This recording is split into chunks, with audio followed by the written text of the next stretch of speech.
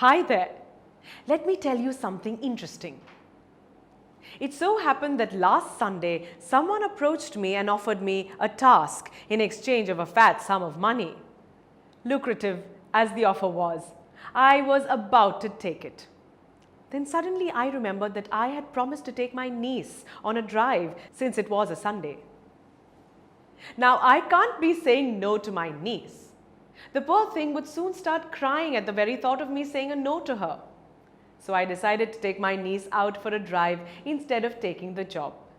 And believe me, the twinkle in her eyes that followed was something that no amount of money could have matched. And yes, believe me, I struck the right bargain. It isn't always about the money. Sometimes it is just about doing something that would make the other person happy. That's what it means to find happiness in immaterial things. That is exactly what today's session is about. We are about to read Rabindranath Tagore's beautiful poem, The Last Bargain. And before I go on, let me tell you something about this immortal poet.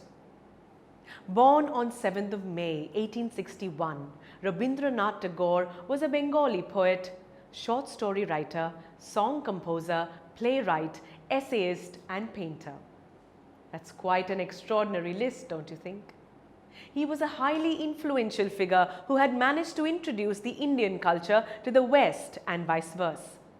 That's the reason why he is regarded as the outstanding creative artist of the early 20th century India. In 1913, he became the first non-European to receive the Nobel Prize for Literature. Isn't that impressive?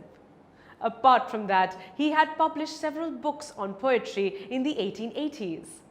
One of them is Manasi, a collection that marks his genius.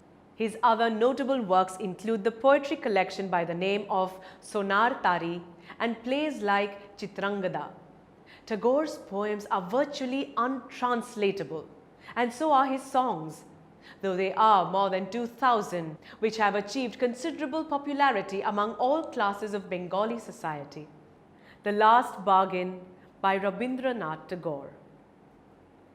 "Come and hire me," I cried, while in the morning I was walking on the stone-paved road. Sword in hand, the king came in his chariot.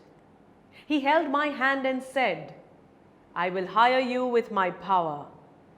But his power counted for naught, and he went away in his chariot. In the heat of the midday, the houses stood with shut doors. I wandered along the crooked lane. An old man came out with his bag of gold.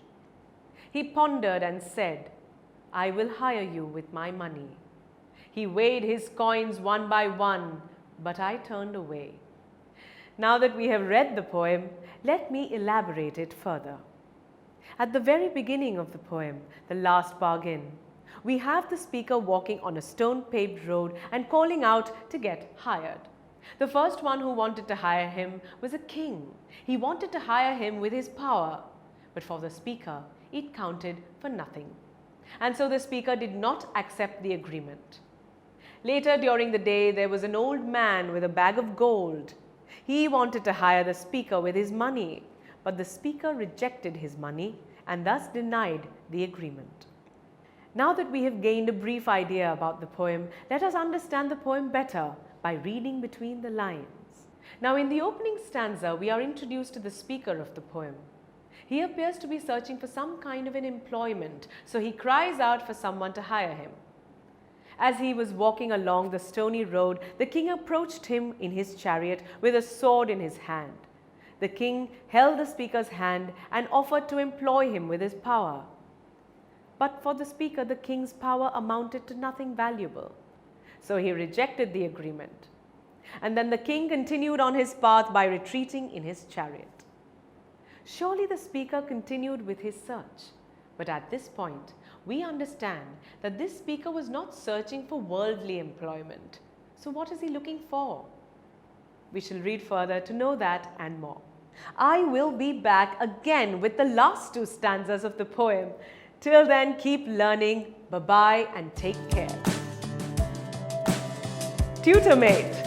For more amazing video lectures, download the free app on the Apple App Store or Google Play Store.